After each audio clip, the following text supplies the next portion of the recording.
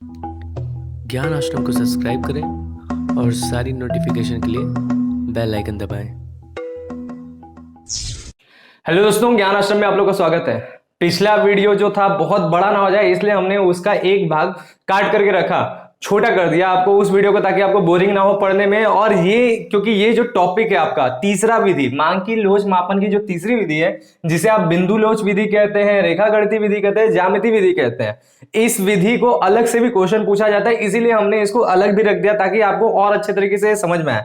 और जो है इसके बाद एक वीडियो और हम कर देते हैं। हमने बोला था कि आपको इतने कम वीडियो में कंप्लीट हो जाएगा चैप्टर, लेकिन एक वीडियो और बढ़ जाएगा जिसमें आपको ढेर सारे क्वेश्चन हम सॉल्व करा देंगे जो जो इंपॉर्टेंट होने वाले हैं। ठीक है, हालांकि वो जो आपके एग्जाम में कभी पूछा नहीं जाता है, लेकिन जो दूसरा वाला विधि है रेखा गणितीय विधि, उसको समझने के लिए और साथ ही साथ कुल व्यय विधि, उन दोनों विधियों को समझने के लिए क्वेश्चन आप जब देखेंगे तो और अच्छे तरीके से आपको वो सारी चीजें समझ में आ जाने वाली है। इस वीडियो को स्टार्ट करने से पहले हम आपको यही बोलना चाहते हैं कि जो भी व्यक्ति ज्ञान आश्रम चैनल पर पहली बार आए हैं वो चैनल को जरूर सब्सक्राइब कर लें, बेल आइकन पर क्लिक करके नोटिफिकेशन को ऑल पर सेट कर लें। साथ ही साथ हमारे जो फेसबुक पेज ज्ञान आश्रम है उसे भी फॉलो कर लें, और इंस्टाग्राम पर भी हमारा ज्ञान आश्रम का पेज है उसे भी फॉलो कर लें। इंस्टाग्राम पर आपके डाउट्स, आपके क्वेश्चन का सबसे पहले रिप्लाई मिलता है। इस चैनल पे आपको जो है अकाउंटेंसी, बीएसटी और इकोनॉमिक्स, ये तीनों वीडियो आपको मिलेगा, और तीनों के कंप्लीट सॉल्यूशन, पूरा पूरा कोर्स मिलेगा सिलेबस वाइज, यानी लाइन से पूरा मिलता जाएगा, कोई आगे पीछे नहीं, कोई भी चीज छुपा कर नहीं, पूरा कंप्लीट सिलेबस, वो भी फ्री ऑफ कॉस्ट, एक भी रुपए का चार्ज नहीं।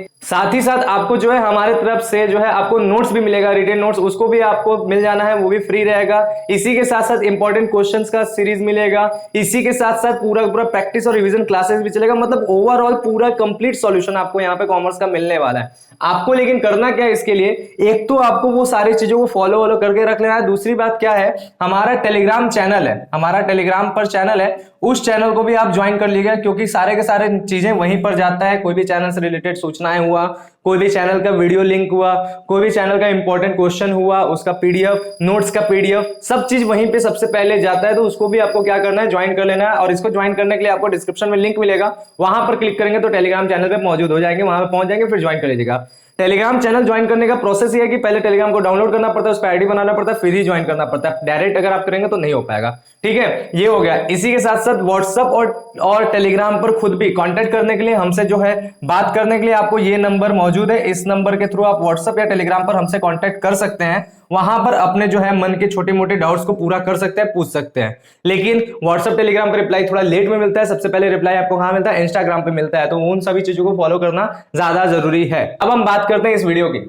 यहां पर जो तीसरा मेथड है जिसका नाम है बिंदु लोच या रेखा गणितीय या ज्यामिति विधि, इस विधि को भी प्रतिपादित किसने किया था, इस विधि को भी प्रतिपादित जो है प्रोफेसर मार्शल ने ही किया था। ठीक है, प्रोफेसर मार्शल द्वारा ही यह विधि भी बताया गया है। इस विधि में क्या होता है कि इस विधि का प्रयोग कब होता है, तो समझिए जब मांग में अनेक छोटे छोटे परिवर्तन, ठीक है, जब हमारा मांग कई बार बदलता है, छोटे छोटे परिवर्तन अनेक बार होता है, तो अनेक छोटे छोटे परिवर्तन होते हैं, और उन सभी के सभी परिवर्तनों को एक सरल रेखा में, ठीक है, एक सरल रेखा में स्थापित करके मांग वक्र बनाया जाता है। सारे छोटे छोटे परिवर्तन को एक स्ट्रेट लाइन में आपको मांग वक्र बना करके उसी पे स्थापित कर दिया जाता है, उसी पे बता दिया जाता है ये सारे परिवर्तनों को। तो उस कंडीशन में क्या होता है, तो मांग की लोच इस विधि के अनुसार मापी जाती है। अगर ऐसा कंडीशन आता है तभी मांग की लोच इस विधि के अनुसार मापा जाएगा।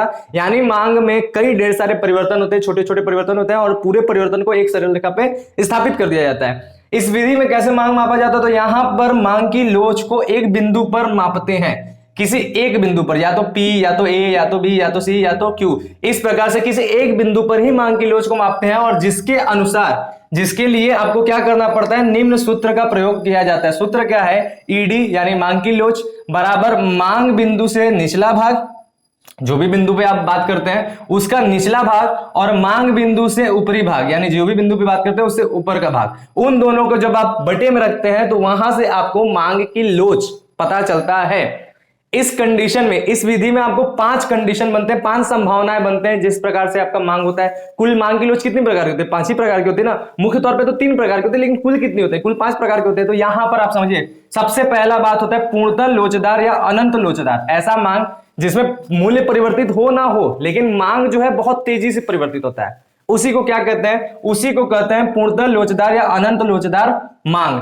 इसको क्या कहते हैं, ईडी इक्वल टू इनफाइनाइट यानी अनंत। वो कहां पर है, वो बिंदु P पर है, यहां पर। ठीक है, चलिए इसको अभी हम पता कर लेते हैं कि कैसे हो रहा है। तो यहां पर आप इस फॉर्मूला पे लगाइए, जब बिंदु P पर आप ईडी मापते हैं तो फॉर्मूला क्या कहता है, मांग बिंदु से निचला भाग, मान बिंदु से निचला भाग जितने बिंदु हैं इसको काउंट कर लीजिए, कितने, 1 2 3 4, यानी कितने हैं, 4, ठीक है। और मांग बिंदु से ऊपरी भाग, मांग बिंदु से ऊपरी जितने भाग हैं उसको काउंट करिए, तो कुछ नहीं है, वहां पे तो 0 है, ठीक है। उसके ऊपर क्या है, उसके ऊपर तो कुछ नहीं है ना, वही तो आखिरी बिंदु है, इसके ऊपर 0 है, ठीक है। तो ऐसे कंडीशन में 4/0 कितना हो जाएगा, तो कुछ बच्चे बोलेंगे सर ये तो 0 होगा, नहीं, ऐसा है कि 0 ऊपर रहता है और नंबर डिजिट जो है वो नीचे रहता है, तो ऐसे कंडीशन में वो 0 होता है कि उस डिजिट का 0 बार टेबल पढ़ेंगे तो 0 कट जाएगा।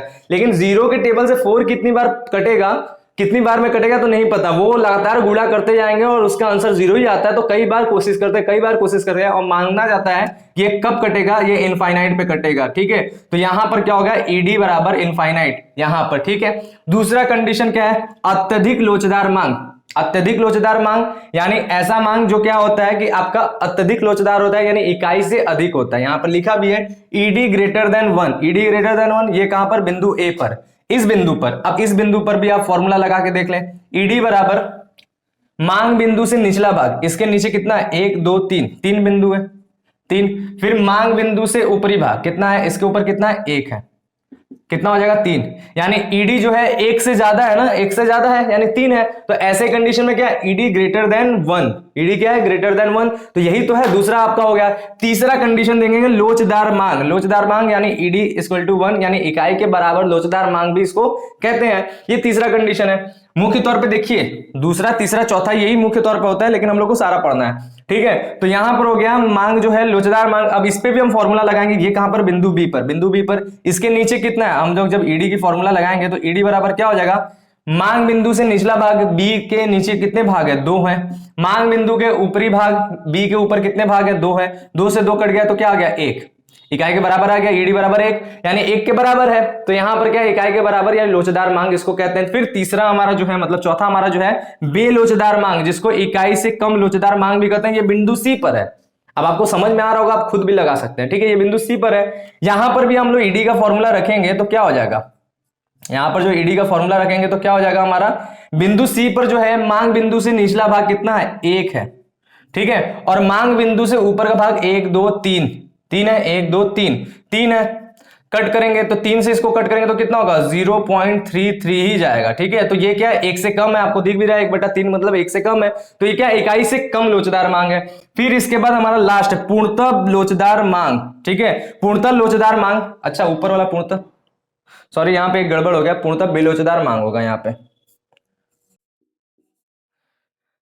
हमको लगा कि हमने ऊपर भी वही लिखा गया, पूर्णतः बेलोचदार मांग। पूर्णतः बेलोचदार मांग का मतलब ऐसा मांग जो प्राइस बदलेगा लेकिन उसकी क्वांटिटी में कोई भी परिवर्तन नहीं होता है, ठीक है। तो ऐसा जो होता है वो पूर्णतः बेलोचदार मांग होता है, वो बिंदु क्यू पर है, ठीक है, बिंदु क्यू पर है, जिसको आपको क्या कहते हैं, elasticity of demand equal to 0, ठीक है, elasticity of demand equal to 0 बिंदु बी पर है। अब यहां पर भी हम फॉर्मूला लगाएंगे तो ईडी बराबर कितना हो गया, ईडी बराबर देखेंगे बिंदु क्यू पर, देखेंगे क्या होगा, उसके नीचे कितना है, तो उसके नीचे 0 है, और उसके ऊपर कितने, 1 2 3 4, उसके ऊपर 4 है, तो 4 से 0 को कट करेंगे तो कितना, 0, 0 बार में कटेगा, तो ईडी बराबर 0, इसको पूर्णतः बेलोचदार मांग कहते हैं। तो बस आज की वीडियो में इतना ही था। ये पूरा का पूरा टॉपिक आपको अलग से पूछा जा सकता है 5 नंबर के क्वेश्चन में, यानी शॉर्ट क्वेश्चन में, ठीक है, शॉर्ट क्वेश्चन में पूछा जाता है, इसलिए इसको हमने उस वीडियो से थोड़ा अलग रखा। आज की वीडियो में इतना ही रहेगा। अगर आपको पूरा चीज अच्छे तरीके से समझ में आया तो जरूर से जरूर कमेंट करिएगा, लाइक करिएगा वीडियो को और शेयर भी करिएगा, और जो नहीं समझ में आया उसको कमेंट में भी बताइए ताकि हम अगली वीडियो में उसको कवर कर सकें। तो अभी के लिए इतना ही, मिलेंगे हम लोग नेक्स्ट वीडियो में, तब तक आप लोग अपना ढेर सारा ख्याल रखिएगा। Thank you, bye.